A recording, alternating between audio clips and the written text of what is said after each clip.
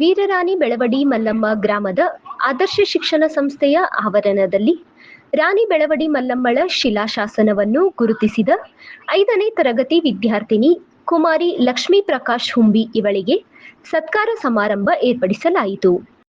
ದಿನಾಂಕ 10/3/2026ರಂದು ಮಧ್ಯಾಹ್ನ 3 ಗಂಟೆಗೆ ನಡೆದ ಈ ಸಮಾರಂಭದಲ್ಲಿ ಕ್ಷೇತ್ರ ಶಿಕ್ಷಣಾಧಿಕಾರಿಗಳಾದ ಶ್ರೀ ಎನ್ ಪ್ಯಾಟಿ ಅವರು ವಿದ್ಯಾರ್ಥಿಯನ್ನು ಸತ್ಕರಿಸಿ ಮಾತನಾಡುತ್ತಾ, ಮಕ್ಕಳಲ್ಲಿ ಇತಿಹಾಸ ಪ್ರಜ್ಞೆ ಇರುವುದರಿಂದ ಇತಿಹಾಸ ಪಸರಿಸಲಿಕ್ಕೆ ಸಾಧ್ಯ ಎಂದು ಅಭಿಪ್ರಾಯಪಟ್ಟರು. ನೈತಿಕ ಮೌಲ್ಯಗಳನ್ನು ಶಿಕ್ಷಕರು ದಾರಿ ಎರೆಯುವುದರ ಮೂಲಕ ಕಲಿಸಿದ ವಿದ್ಯಾಸಂಸ್ಥೆಗೂ ತಂದೆ ತಾಯಿಗಳಿಗೂ ಹಾಗೂ ಗ್ರಾಮದ ಕೀರ್ತಿ ಹೆಚ್ಚಿಸುವಲ್ಲಿ ಮುಖ್ಯ ಪಾತ್ರ ವಹಿಸುತ್ತದೆ ಎಂದು ಹೇಳಿದರು. ಎಷ್ಟು ಕಷ್ಟ ಇದೆ ಅವ್ರಿಗೆ 10,000 ಫೀಸ್ ತುಂಬಲಿಕ್ಕೆ.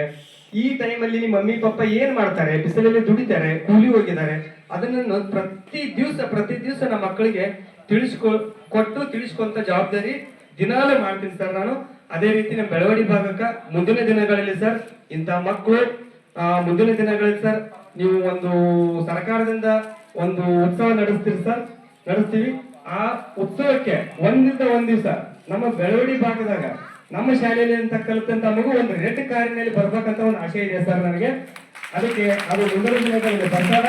ಇಬ್ಬರು ದಂಪತಿಗಳು ಕೂಡ ನಿರಂತರವಾಗಿ ಬೆಳವಡಿ ಗ್ರಾಮಕ್ಕೆ ಆದರ್ಶ ಶಿಕ್ಷಣ ಸಂಸ್ಥೆಗೆ ನಿರಂತರವಾಗಿ ನಾವು ದುಡಿತೀವಿ.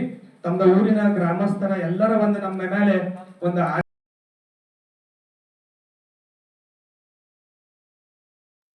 ಸಹಾಯಕ ಶಿಕ್ಷಣಾಧಿಕಾರಿ ಶ್ರೀ ಆರ್ ಡಿ ಹಿರೇಮಠ್ ಪ್ರಾಸ್ತಾವಿಕವಾಗಿ ಮಾತನಾಡುತ್ತಾ, ಮಕ್ಕಳಾಗಿ ಶಿಕ್ಷಣ ಕೊಡುವ ನಿಟ್ಟಿನಲ್ಲಿ ಶಿಕ್ಷಕರು ಮುತುವರ್ಜಿ ವಹಿಸಬೇಕೆಂದು ಹೇಳಿದರು. ಕುಮಾರಿ ಲಕ್ಷ್ಮಿ ಅವರ ತಂದೆ ಸಾಮಾಜಿಕ ಹೋರಾಟಗಾರ ಪ್ರಕಾಶ್ ಹುಂಬಿ ಅವರು ಆದರ್ಶ ಶಿಕ್ಷಣ ಸಂಸ್ಥೆಯ ಗುಣಗಾನ ಮಾಡಿದರು. ನಮ್ಮ ಮಗಳು ಶಿಲಾಶಾಸನ ಗುರುತಿಸುವ ನಿಟ್ಟಿನಲ್ಲಿ ಅವರು ಬೋಧಿಸಿದ ವಿದ್ಯೆಯೇ ಈ ಕಾರ್ಯಕ್ಕೆ ಬೆನ್ನೆಲುಬು ಎಂದು ಹೇಳಿದರು.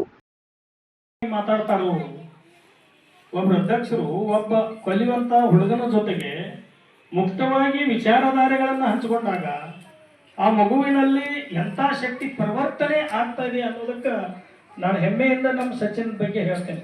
ಯಾಕಂದ್ರೆ ಯಾವುದೇ ಚಟಗಳಿಲ್ಲ, ಏನೋ ಇಲ್ಲ.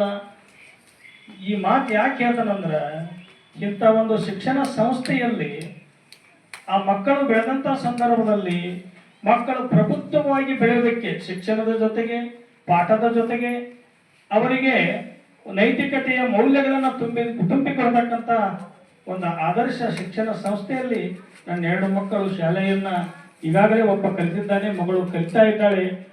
ಆ ಒಂದು ಮಕ್ಕಳಿಗೆ ಒಳ್ಳೆಯ ರೀತಿ ದಾರಿ ಎರೆದಂಥ ನಮ್ಮ ಅಧ್ಯಕ್ಷರು, ಗುರುಗಳಿಗೆ, ಗುರುಮಾತೆಯರಿಗೆ ಮತ್ತೊಮ್ಮೆ ನಾನು ಈ ಸಂದರ್ಭದಲ್ಲಿ ಅಭಿನಂದನೆಗಳನ್ನು ಸಲ್ಲಿಸ್ತಾ ಇದ್ದೇನೆ. ಮಕ್ಕಳು ಇವತ್ತು ಇತಿಹಾಸ ಪ್ರಜ್ಞೆಯನ್ನು ಬೆಳೆಸಿಕೊಳ್ಳಬೇಕು. ಆ ಒಂದು ಕಲ್ಲಿನಲ್ಲಿ ಇರ್ತಕ್ಕಂಥ ಕೆತ್ತನೆಯ ಗಮನಿಸಿ ಜನರೆಲ್ಲ ಅದು ದೇವರೆಂದು ಪೂಜಿಸ್ತಾ ಇದ್ದಾರೆ, ನೂರಾರು ವರ್ಷಗಳಿಂದ ಪೂಜಿಸ್ತಾ ಇದ್ದಾರೆ. ಆದರೆ ನಮ್ಮ ವೀರಾಂಜನೇಯ ಹುಡುಗರು ಆ ಒಂದು ದೇವಸ್ಥಾನಕ್ಕಾಗಿ ಹೋರಾಟ ಮಾಡಿ ಹೊಸ ಗುಡಿಯನ್ನ ಕಟ್ಟಿದಾಗ ಆ ಒಂದು ಕಲ್ಲನ್ನ ಹೊಳಿಗೆ ಒಗೆಯೋದಕ್ಕೆ ನೋಡಿದ್ರು, ಆಕಸ್ಮಿಕವಾಗಿ ಉಳಿತು. ಅಲ್ಲಿ ಒಂದು ಕಟ್ಟು ಮುಂದೆ ಒಳಗೆ ಹಾಕಕ್ಕೆ ನೋಡಿದ್ರು, ಅವಾಗ ಉಳಿತು. ಎಲ್ಲ ಉಳಿದು ಆ ಮಗು ಹನುಮಂತೇವರಿಗೆ, ನಾವು ಹೋಗುದು ಹೆಚ್ಚು ಇರಬಂತೇವರಿಗೆ.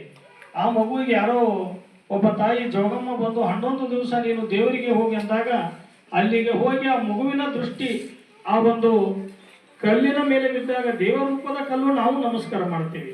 ಆ ಇತಿಹಾಸ ಪ್ರಜ್ಞೆ ಮೂಡಿದೆಯಲ್ಲ, ಅದು ಶಿಕ್ಷಣ ಸಂಸ್ಥೆಗಳಲ್ಲಿ ನೀಡತಕ್ಕಂಥ ಒಂದು ಅತ್ಯುತ್ತಮವಾದಂಥ ಮೌಲ್ಯ. ಇದೊಂದು ಉದಾಹರಣೆ. ಅದಕ್ಕೆ ಮಕ್ಕಳು ಒಳ್ಳೆಯ ಒಂದು ಇದನ್ನು ಮಾಡಬೇಕು. ಆ ಮಗುವಿನ ಒಂದು ಮಲ್ಲಮ್ಮ ತಾಯಿಗೆ ನಮಗೆ ಇತಿಹಾಸಕ್ಕೆ ಬಹಳ ಮುಖ್ಯ ಆಗಿತ್ತು. ಮಲ್ಲಮ್ಮ ತಾಯಿ ಮರಾಠರು ಹಾಲಿನ ಕೊರತೆಯಿಂದಾಗಿ ಗೋವುಗಳನ್ನು ಹೊಡೆದುಕೊಂಡು ಹೋದಾಗ ಆ ಗೋವುಗಳನ್ನು ರಾಣಿ ಮಲ್ಲಮ್ಮ ತನ್ನ ಮಹಿಳಾ ಸೈನ್ಯದೊಂದಿಗೆ ಹೋಗಿ ಬಿಡಿಸಿಕೊಂಡಂತ ಸ್ಪಷ್ಟವಾದ ಚಿತ್ರಣ ಅದರಲ್ಲಿದೆ.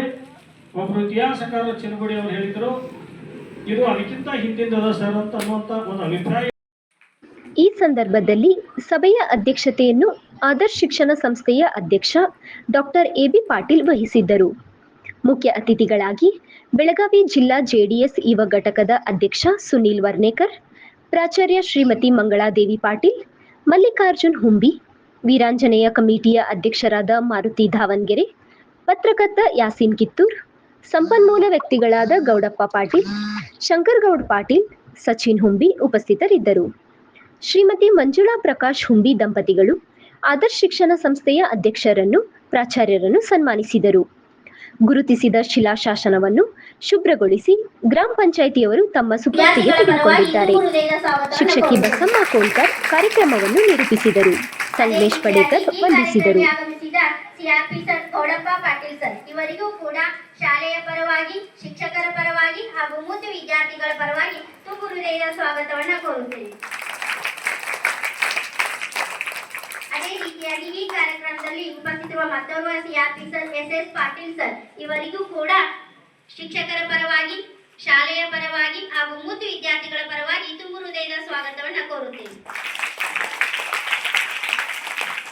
ಈ ಕಾರ್ಯಕ್ರಮದಲ್ಲಿ ಉಪಸ್ಥಿತರಿರುವ ಮತ್ತೋರ್ವ ಅತಿಥಿಗಳಾದ ಸುನೀಲ್ ವರ್ಣೇಕರ್ ಸರ್ ಇವರಿಗೂ ಕೂಡ